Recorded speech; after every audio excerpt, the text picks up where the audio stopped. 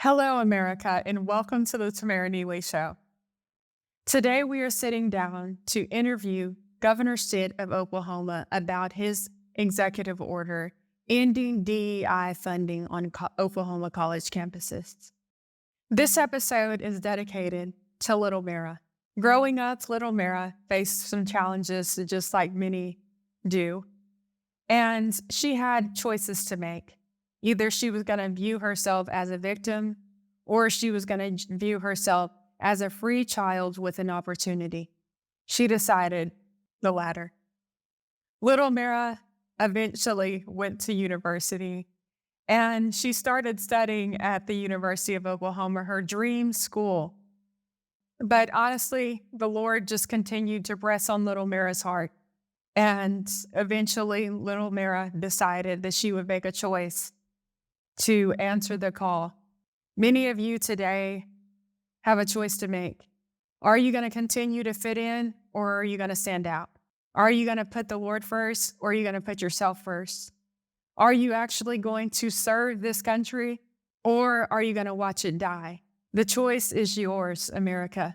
This episode is important, not just for people like Little Mara, but for everyone. Our country is going through some things, and the heart of the country needs healing. And the best way to heal the heart of this country is through meaningful conversation. That is why this episode is important. We're going to have a meaningful conversation with Governor Kevin Stitt. Let's welcome Governor Stitt to the Tamera Nealy Show. Today, we're going to talk a little bit about the executive order that you passed in December, ending DEI funding on college campuses. So my first question is, what is something that you wish Oklahomans understood about this executive order? You know, I think what I think I want Oklahomans to think about is this isn't against any race or trying to promote any race. This is really trying to talk about we believe in equal opportunities for everyone. And that's the main thing is we want first generation college students. We want people from underserved communities. We just don't want it based on race.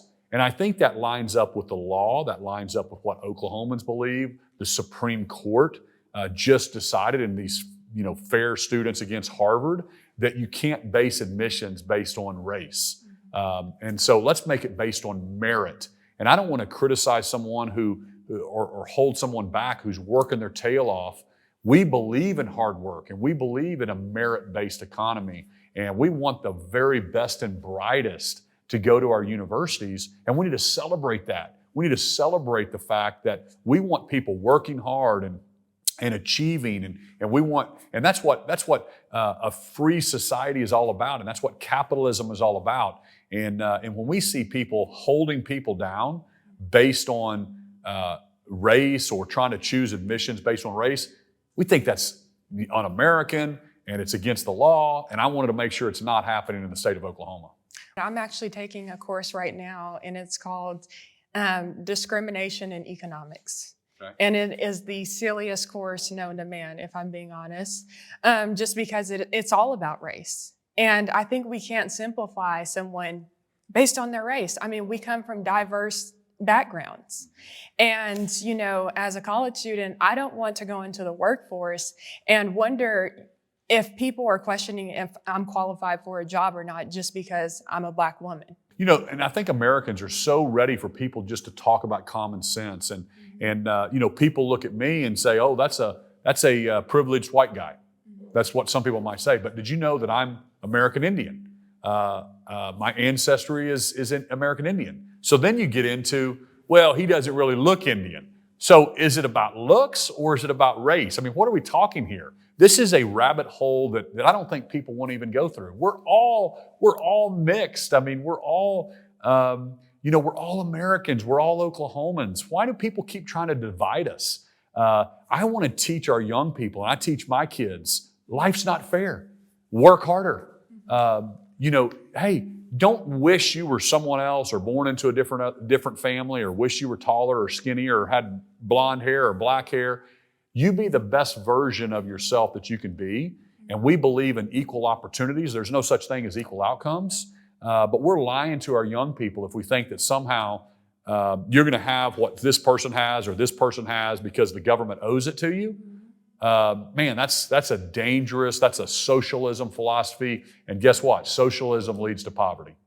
It does. I'm actually also Native American as well. Yeah. So, I mean, I think if you're basing We're distant cousins, I'm sure. I'm sure. So it's awesome. But anyways, you make a good point about that. Like we need to do better in our state, and not just in our state, but the country. And you know what? I love the fact when you can sit down and it's not Republicans versus Democrats, it's just two people sitting down talking. It really breaks through all the barriers. You can have great conversations. But what happens is the media, and when it's group against group or this team against this team, that's when people can get nasty and ugly. But when we sit down as Oklahomans and we share a meal together, and it's just the humanity of my friend always tells me it's hard to hate someone when you spend time with them. So when we spend time with people on the opposite party of us or that don't look like us, man, I've got great friends all over Oklahoma that maybe don't think like I do or don't look like I do, and that's great. The more I spend time with them, I realize we really want the same thing, and that's the best education for our kids. We want the best roads and bridges. We want the best economy and opportunities for our young people. And I always try to focus on those things that bring us together instead of what divide us. But it's like the media and everybody's pushing to divide us, which is so un-American. And I think most people think like me and you, when we spend time together, it really breaks down a lot of barriers. And when we put God first in our lives, that's what we're taught in Sunday school as well. 2 years ago, I was actually at your mansion, the governor's mansion, and you gave a speech, and we had just such an awesome Thanksgiving dinner with quite a few college students and professionals from around the state. And I remember you telling a story about how when you were younger, you decided to make a list of your dreams, and you just wrote down, be governor of Oklahoma one day. And that inspired me to make a list. Excellent. That inspired me to make a list. I ended up making this podcast, the Tamera Nealy Show. We're here right now because you inspired me. So making the podcast was on your list? It was on my list. I wanted Excellent. to make an impact through media, and also spread the gospel around the world. You can be the governor's kids, or you can be the kids from the wrong side of the tracks, from the poorest family. And guess what? You may have more opportunities right now, but the way our system works, if you choose to do wrong, or if you choose to not get an education and not obey your parents and drop out of high school, here's your trajectory. Yeah. And then I have this other young person from maybe from the outside without the opportunities that you have, but they are choosing to do what's right and obey the teachers and get an education and work hard. Yes. And guess what? That kid can be governor someday. And so it's all about your merits and how hard you're going to work and making sure that you are obeying your teachers and obeying your parents and doing the right thing in high school and college. And we need to teach that to the young people. It doesn't matter what your background is. The great thing about America, the American dream is alive and well. Yes. Go grab it. For sure. And the great thing about Oklahoma in general is that people will help you. That's what I love about this state. We are the friendliest state. Now, I'm not campaigning for people to come live in Oklahoma. I'm sorry, Governor, and I know that's the Lieutenant Governor's You like plan. it the way it is? I like it exactly the way it is. I know that Lieutenant Governor Matt Pinnell is saying, we want to make this a great state that people come to, and we want to grow the state, and you're saying the same thing. But I'm just like, no, I'm good. I love Oklahoma where we are. But I know that's just the conservative in me, I guess. I don't know. But as long as they don't bring their politics here, right? Exactly. As long as they don't bring their politics here. No people from California are welcome. I'm just kidding. What's to stop executive state agencies from changing the names of these programs? Great question. I guess there's not. I guess they can do that, but we've also required them to send a report to the legislature on how much they're spending on these programs. So, if they're not, following the rules or what our intents are, I think the legislature has the ability to change the funding, right? So they hold the purse strings. The legislature really is responsible ultimately. As the executive branch, I'm going to try to have conservative policies and free thought and free flow of ideas in our universities and get our young people ready for the workforce. But the legislature can control a lot of that through funding by choosing not to fund these programs. So I'm asking them to have to send a report back to the legislature on how much money they're spending on DEI, and spending $200,000 a year for a vice president in DEI, I think is stupid. And I think it's a waste of taxpayer dollars, and that's why I signed that executive order. Let's educate kids. Let's have the best professors. Let's not indoctrinate them. Let's not push some political agenda. College is supposed to be the free flowing of ideas and debating, and you shouldn't be discriminated if I've got a difference of opinion than you. We want to argue and debate and get the best facts out there, and that's what we're encouraging them to do. That's awesome, because I know that President Harras and his fellow staff recently met with some OU students to basically explain to them that some of the language is going to change. And no one's losing their job because of DEI ending. I was a little bit concerned hearing that they're just simply going to be changing the language and thinking they're going to get away with it. So I'm glad hopefully that they'll have to submit hopefully people can see through, and we need to follow the spirit of what we're trying to do here. And that's to create opportunity based on merit and regardless of your race, right? And that's what the Supreme Court says. And so I would hope that somebody's not just trying to skirt the issue. And I think the legislature will be able to sniff that out. I don't know what's happening. I've got a great relationship with the administration, with the board at OU, and I know they align philosophically with us. And we just got to make sure that it gets accomplished. But you know, I understand it's tough because you have professors that don't think like this, or you have people that are pushing a certain agenda, and I just don't think that belongs in Oklahoma. I tell people all the time, let's let Berkeley be the far left university. Even from a business perspective, if we're being the most conservative university in the country, it's not for everybody. We're never going to out-woke Berkeley, but we will have we will grow to 100,000 students if we start planting the flag that we're getting kids ready for the workforce in a conservative, free thought manner. Well, let's shift away from DEI, but I still want to talk about discriminatory policies. The Bureau of Labor Statistics said that since 2019, native-born U.S. workers have lost 1.4 million jobs. Over the same period, foreign-born workers have gained 3 million jobs. As it pertains to the southern border, you announced that Oklahoma is standing with Texas, and also other red states are as well. And I'm wondering what's the update on that? And how's it going? Yeah, you know, that's, I think Americans, I know Oklahomans that I talk to, they're very frustrated. And I try to explain it the way I would have wanted it explained before I got into politics and understood this, when I'm just going about taking my kids to piano lessons and soccer practice. But the best way to explain the southern border, there's 28 ports of entry, okay? So there's pedestrian bridges, there's areas that you actually can come across the U.S.-Mexico border in Texas. 28 of them. It's already a federal law. It's illegal to cross any place except those 28 ports of entry. So what's really perplexing about the President of the United States right now, President Biden, is he is down there ordering Border Patrol to cut razor wire that Texas has put up to let people enter illegally. That makes no sense. The last time I flew to Mexico, I landed in an airport, had to go through customs and show my passport. A nation is defined by its borders, all right? So we have to have a strong border. 25 Republican governors have pledged their support. We back Governor Abbott in defending our country. And it's just so common sense to us, right? The only thing that makes sense from this administration doing this is they're trying to take 6 million illegals and trying to swing the next election. That's the only possible explanation that you can garner here. Because why would you do that to harm our healthcare system? Why would you do it to harm taxpayers? We can't afford to fund every single person in the world. This is for the U.S. citizens. So anyway, the only thing that's possible is that he's thinking, about the next election.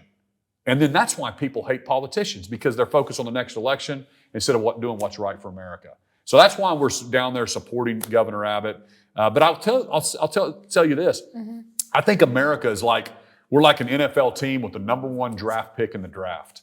We could have our pick of the best talent in the world, an MIT engineer, and give them an H-1B visa. We want talent. We've got great Indian and Pakistani doctors that are, doing wonderful, innovative surgeries and new technologies, and they are working here on a work visa. So there's immigration policy, and then there's border security.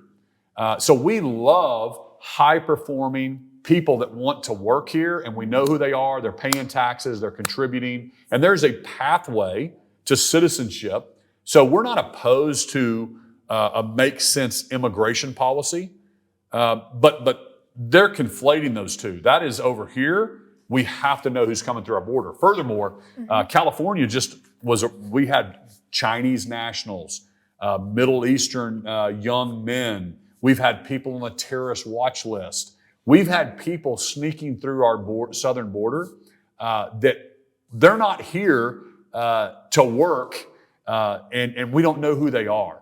And so again, Americans understand this. They know this is totally political, and I think now the Biden administration sees the tide turning, and now they're talking about border security, which is just crazy to me. That we need to go back to the Trump era policies that he had in place, and that is just remain in Mexico until you get legal approval to come here, and that would stop the migration. Biden canceled that day one in office, and he just allows people to come in, and he gives them a sheet of paper that says, come back in 2 years for your court date. Well, nobody's coming back, and he's just opening the borders, which is just disappointing. It is. And so how do you think we can hold the cartel accountable for this? Because my friend Nick Shirley is actually one of the men on the front lines right now who are showing what's really happening at the southern border. You're seeing fentanyl cross the border all the time now. Yeah. And children are being violated and taken advantage of, and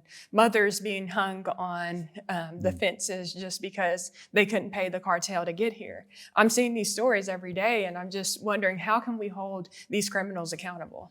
I think elections are important. And so I think the young people and the people that are watching your podcast, when it comes to November, you need to ask yourself, do we want Trump's policies or do we want Biden's policies? It looks like those are going to be the two nominees for the next president. And I think Trump has said that we want to secure the border, and I think we need to take it a step further, and we need to start holding those cartels accountable, and we need to realize what's happening. In Oklahoma, fentanyl deaths are up 500% since I took office, and we know that's coming from the southern border, and so I would love to have a war on the cartel and make sure we hold them accountable, and I think that's something that's being talked about as well. It'll never happen under a Biden administration, but I think it could potentially happen under a Trump administration. Well, that's good. How many troops has Oklahoma sent to the southern border so far? We sent 50 down there in support of Governor Abbott last year, and I think there was 10 or 11 other states that did it. And then now we're looking to send another 50 or 100 down there. We did all volunteers last time, and the 50 that went down have told me, hey, Governor, we want to go back again. We love the mission. And so Governor Abbott, he hasn't asked us yet, but we're starting to prepare if he does ask us for support. Then there's a little rub right now. The feds are threatening to federalize the Texas National Guard. And if that happened, I think Texas then would ask me and the Tennessee governor and the Florida governor and the Alabama governor and the Mississippi governor to send some of our troops down there. And we would certainly look to do that. And homelessness is just on the rise. Crime is on the rise. And I'm wondering, how do you plan to address just the homelessness situation in the state? I grew up in Oklahoma, in Northwest Oklahoma City, never saw a homeless. We only had maybe 2 homeless people in my community that we actually saw pretty weekly. You know what I mean? And now it's outrageous. And so I'm just kind of wondering, what are your plans to address the homelessness issue in the state? Well, first off, those communities need to get control of their city council. Being a sanctuary city and not enforcing the law, it doesn't work. It hasn't worked in New York. It hasn't worked in Chicago. So that's one thing. You've got to get involved with your school boards, your city council. There's more that think like we do than the other side, but it just seems like they get involved because that's what they do. And so we need to fight it by getting involved and taking our cities back, number one. Second thing is we can't create a system where it's like a hammock, that we create all these programs where people enjoy services and housing and food, and it doesn't work. Look at California and Portland, and they're giving out drugs and they're giving out this, and they're trying to be, all things to all people. And that is creating a migration of homelessness and drugs to Portland. Now, we need to focus on mental health. We need to focus on the addiction and getting people that want help. And if they don't want help, we need to move them on. But we're not going to allow encampments. We're not going to allow tent cities. We're going to enforce the law in Oklahoma and buy them bus tickets to California. So what advice would you give to your 21-year-old self? If you could go back in time and say, Kevin Stitt at the time, this is what I would do differently, or do this more. What would you say to your 21-year-old self? Because I'm 21. You're 21. I'm 21. I would say continue to work as hard as you can. Have a great perseverance, because things are not going to be easy. And I wanted to quit my own company when I started it 1,000 times. I believe the person that stays the longest wins. So pick an industry, pick what you're going to do, and then don't give up. Okay, you've got to weather the ups and downs. And when you get into a company or you get your first job, it's important that we all have those thoughts. So I see people switching careers and switching industries and switching back and forth. And I really believe the person that stays the longest wins. And then find the mentors and friends that can really help shape you. So in your 20s, you're so worried about making money and establishing yourself, but it's more about in your 20s getting with the right mentors and friends and the people that you can look up to. Don't even worry about making money in your 20s. Get around the right people, the right industry, learn that, and you'll be just fine.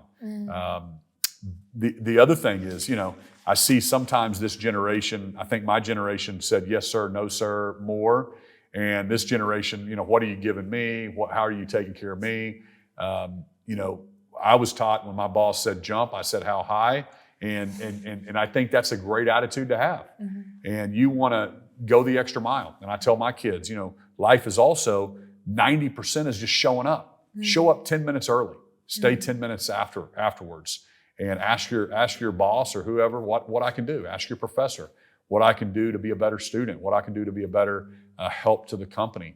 Because if you're not providing value for whoever you're working for, why are they paying you? You've got to provide more value than the salary that you get. That's a very novel concept that we have to teach to the next generation. So if you can provide value, you're going to have no problem.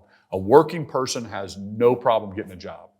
I believe that in here on the Tamera Nealy Show, something that we say a lot around here is that we're about growing relationally with ourselves and others and adding value to the U.S. So that is very important, and I appreciate you just coming on and sharing your perspective and your story, and also talking to us more about this executive order that you signed ending DEI. Before we leave, though, something popped up in my mind. I want to ask you, what is your response to President Harraz of the University of Oklahoma, who said that he's disappointed in your executive order?